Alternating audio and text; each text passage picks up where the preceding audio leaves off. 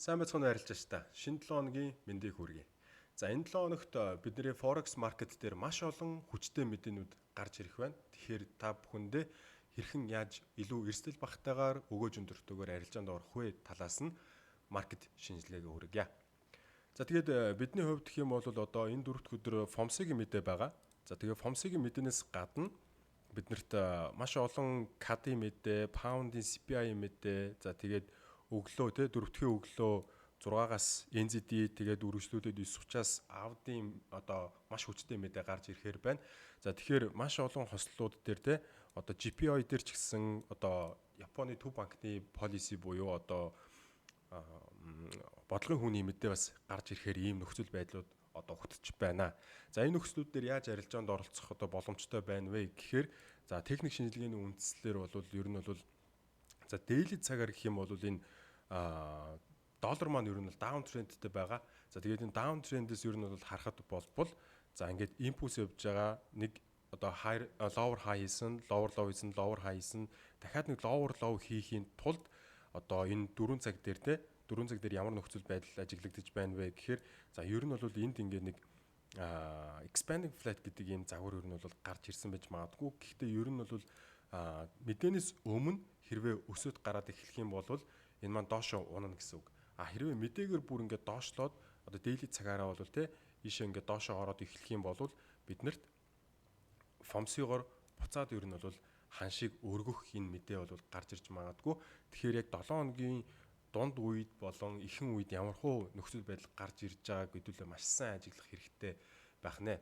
За тэгээд мэдээж тухайн үед ямар нөхцөл байдал ажиглагдаж чинь сентимент нөхцөл байдлууд те тухайн үеийн нөхцөл байдал ямар байна гэдгийг хэдүүлээ манай арилжаачдын одоо те сервер дээр хэдүүлээ хамтдаа мэдэж судалж болно. За тэхийн тулд та бүхэн маань арилжаач cig.com гэж манай веб хуудасаар ороод тэгээд веб болон арилжааны сэтгэл зүйн хичээлүүдийг үзэж сонирхоод те өөртөө бас арилжааны арга туршлага мэдлэгдээ нэмэлт апдейт хийгээд те сайжруулалт хийгээд аваарай. Тэгээд энэ бүхэн бүгд үндэлбэргүй. За ямар ч гэсэн би та бүхэнд бүх яг арилжааны боломжуудыг хуваалцаж чадахгүй ч гэсэн арилжааг яаж илүү сайн ашигтай хийх боломжтой вэ, гаргалгаатай вэ гэдэг талаас нь энд бол бэлтгэлүүдийг бол хийж өгсөн байгаа.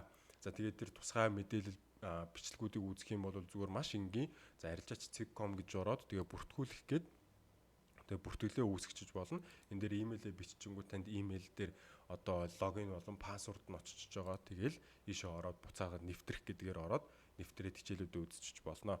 За тэгээд энэ дээр бас дараад яаж манай тэр сервер дээр оролцох те нэгдэх боломжтойг та танилцуулгыг нас аваарай гэж хүсмээр байна. За окей. Тэгээд долларын хувьд гэх юм бол нэг ерөнхийдөө бол бас их ойлгомжгүй нөхцөл байдал байгаа. За тэгээд бидний маш их одоо арилжаалдаг алтны хөдөлгөөн бас ямар нөхцөл байдал гарах нь яах нь гэдгийг бас ингээд эндээс харъя те.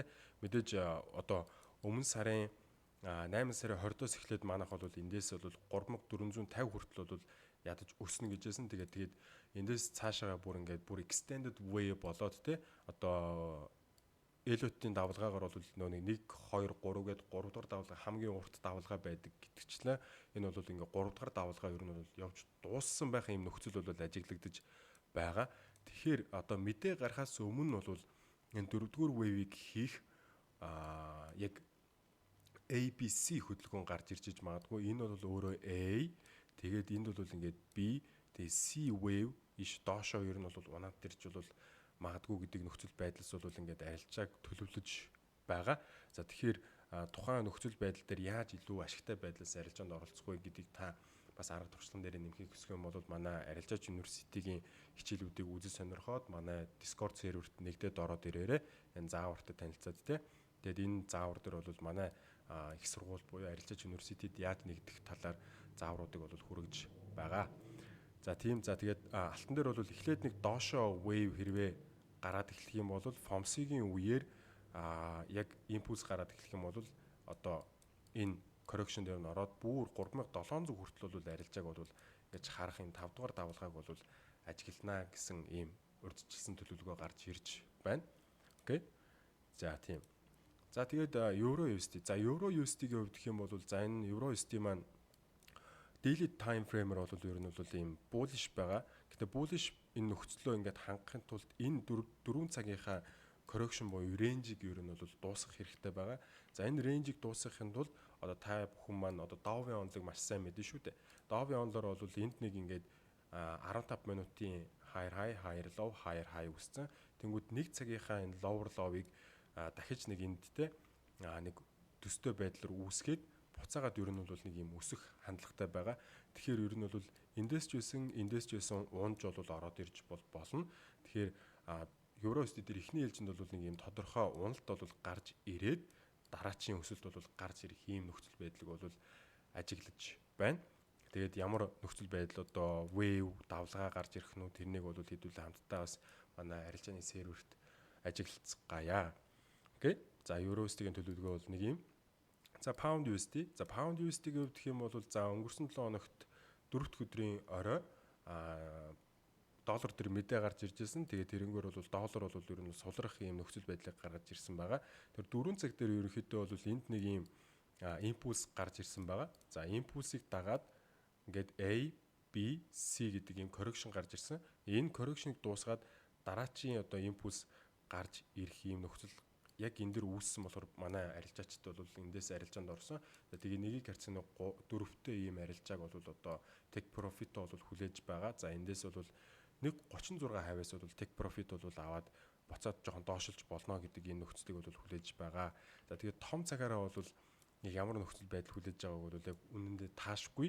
За энэ маань бол ингээд энэ импульсыг дагсан ч гэсэн импульс correction импульс тэгээ баг зэрэг одоо энэ correction дахиад импульс бол гарч ирж бас болно. За ер нь бол FOMC-ийн мэдээгээр бол одоо инфляцууд одоо хэтэрхий өндөрсөд байгаа гэдэг нөхцөл байдлаас инфляцийг бууруулах зорилгоор гэх юм уу да.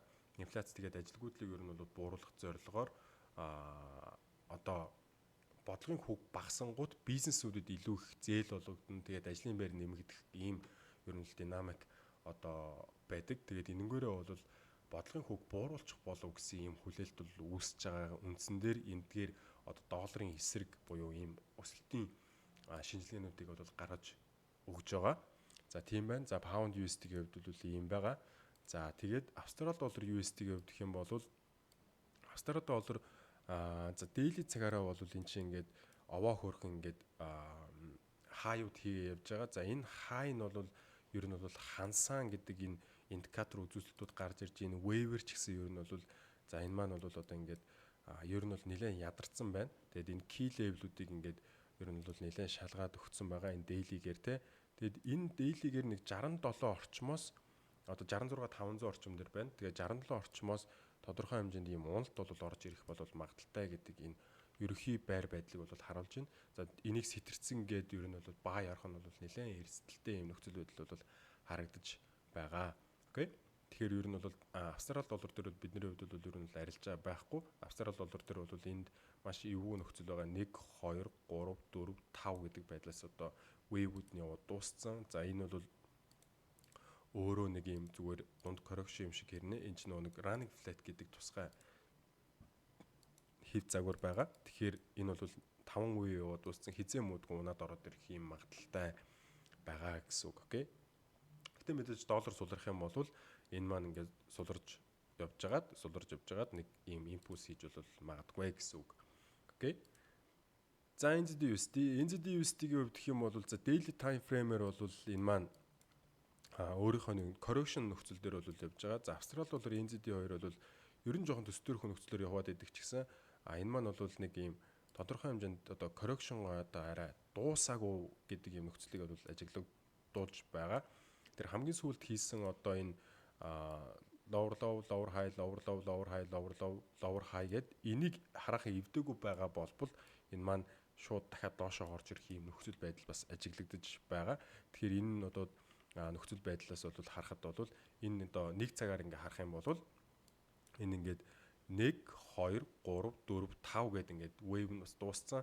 Тэгэхээр ер нь бол дор хаяж энэ 5 давалгааныхаа 61.8 хүртэл бол эргэж доошоо уунж бол шалгалт хийх болов гэдэг байдлаас одоо манай арилжаачид бол 50-600%-аас одоо арилжаанд доошоо орох ийм нөхцөл байдлыг ажиглаж байгаа. Тэгэхээр нэгд өдөр одоо маргааш маркет нэгдэхэд ямар хөө арилжаанд орох нь бол эндээс тодорхой болж байгаа гэж бол найдаж байна. За USD GPI-ийн хувьд гэх юм бол энэ маань daily time frame-ээр бол still одоо трендийнхаа дагуу байгаа. Энэ нэг өсөлтийнхаа тренд дээр бол байсаар байгаа. Хэрвээ энэ тренд лайныг эвдэхгүй болбол энэ тренд лайныг хүндэтгээд энэ маань WXY, XZ гэдэг байдлаас дараачийн импульс бол гарч ирэх бол бас боломжтой гэж бол ажиглагдаж байгаа. Гэхдээ хэрвээ энэ тренд лайныг эвдээд ороод ирэх юм бол тодорхой хэмжээнд correction аваад дахиад дараачийн бол уналт бол орж ирэх бол боломжтой гэдэг байдлаас бол маркет ажиглагдаж байна. Тэгэхээр ер нь бол эндээс бол харахад бол доллароос үл хамааран одоо тэр 5 дахь өдөр чинь те 4 дахь өдрийн орой заавчлаараа 5 дахь өдрийн өглөө юм байна шүү. Одоо ер нь бол өглөөний цагаар өдрийн цагаар яг Bank of Japan бодлогын хүүгээд зарлах юм байна. Тэгэхээр энэ Japan-ы бодлогын хүүгээс хамаарад хаашаа явах нь бол тодорхой болно. Тэгэхээр ер нь бол одоо яг энэ нөхцөл байдлаас бол арилжаанд орох нь бол хэтэрхий эрсдэлтэй байна гэдэг энэ нөхцөл байдлыг бол хэлмээр байна. За тэгээд 5 дахь өдөр болохоос өмнө манай арилжаачдын университет арилжаачдын серверт би апдейт оруулна. Тэгээд тэр апдейтээр хэдүүлээ яаж арилжаанд оролцох вэ гэдэг талаас GPI дээр хэдүүлээ ярилццгаая те. Тэгээд мэдээж зөвхөн энэ доллартай харьцаж байгаа хослолуудаас гадна өөр бусад бүх хослолууд дээр нэмэлтээр яаж арилжаанд оролцох вэ талаас нь бол арилжаачдын сервертэй бол ярьж хуваалцаж заавар зөвлөгөө хуваалцахыг бол зорж байгаа. Тэгэхээр та хэд маань бас нэгдээд энэ хүү те exclusive буюу бүх ингээд тусгай түвшний одоо мэдээллүүдийг хамтдаа авцгаахасаа гэж бол хүсэж байна. За мэдээж гэхдээ хэдий арилжааны шинжилгээ одоо харах өнцгөө ингээ хуваалцаж байгаа ч гэсэн доктортой ашигтай одоо ер нь бол өндөр ашигтай арилжаач болохын тулд мэдээж танд маш чухал зүйл нь бол мэдлэг байгаа. Тэгээд мэдлэгнээр суурилсан, үндэслэн туршлага те дандаа хараар яваадна гэж байхгүй шүү дээ.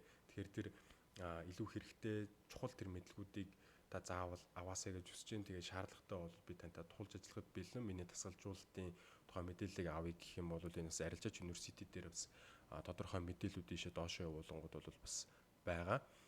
Тийм байна. Тэгээд танд яг тийм системтэй зөв дараалалтай мэдээлэл одоо тийм мэдлэг ур чадвар хэрэгтэй гэх юм бол манай арилжаач университетийн баг хамт олон надаас гадна миний ард дахь баг хамт олон таны бас тусалж дэмжихд бол үргэлж бэлэн шүү гэж амламаар байна. За тийм тэгээд USD Швейцар франк руу орцгоё. За USD Швейцар франкийн хувьд гэх юм бол энэ маань яг долларын индексийг нь бол бас дагах хөдлөх нөхцөлтэй байгаад байгаа. Гэхдээ ер нь хэрвээ одоо өсгөөд ороод ирэх юм бол тийм ийшээ ингээд нэг 79 400 орж ирээд өсөх юм бол энэ маань долларын хөдөлгөөн биш энэ Швейцар франкийн хөдөлгөөн байж болно. Тэгэхээр ер нь бол яг одоогийн нөхцөл байдал дээр бол энэ маань хариугүй одоо энэ өмнөх одоо ёроол одоо давыг эвдлэх юм нөхцөлтэй байгаад байгаа. Тэгэхээр ер нь бол хэрвээ ингээд эвдээд ороод ирэх юм бол энэ маань тодорхой хэмжээнд correction хийгээд дахиад энэ low all time low тий all time арай биш. Ер нь бол сүүлийн 10 жил тохиогоогүй энэ low руугаа ер нь бол очих бол ийм боломжтой юм нөхцөл байдал бол ажиглагдчих байна. Тэгэхээр доллар бол нэлээд суларж байгаа. Тийм нөхцөл байдал ажиглагдчих байна. Окей. За тэгэхээр одоо USD CAD. За USD CAD-ийн хувьд гэх юм бол энэ маань за Канадын доллар ямар мэдээлэл гаргахыг бол үнэхээр хэлж таамаглашгүй байгаа. За тэгэхээр ерөнхийдөө daily time frame гэх юм бол энэ маань одоо хүртэл ингээд down trendтэй явж байгаа. Тэгээд down trend-ийнхаа ер нь бол нөхцөл байдал дээр ингээд харах юм бол impulse correction тэгээд impulse гэдэг байдлаас шууд унаад ороод ирэхгүй гэдэг энэ болгоомжлол байгаа учраас одоогийн яг энэ нөхцөл байдал дээр бол энэ маань 4 цагаар харсан ч daily-гээр харсан ч 4 цагаар харсан 1 цагаар харсан энэ нөхцөл байдал дээр бол нэг юм одоо энд ирээд ордер блокуудыг ер нь шалгацсан гэхээр нөхцөл байдал ажиглагдчих байна. Тэгэхээр яг төлөвлөгөөний дагуу гэх юм бол энэ маань бол down trend буюу уналтын нэг ойролцоогоор 300 орчим пип бол явахын бол магадлал бол наандж бол байна гэдэг ийм таамаглалыг дэвшүүлж байна. За окей. Тэгэхээр маш томоохон мэдээний хөдөлгөөнүүдтэй энэ 7 хоногт та бүхнийг маш болгоомжтойгоор арилж байгаа хийгээсэй гэж бол хүсэж байна.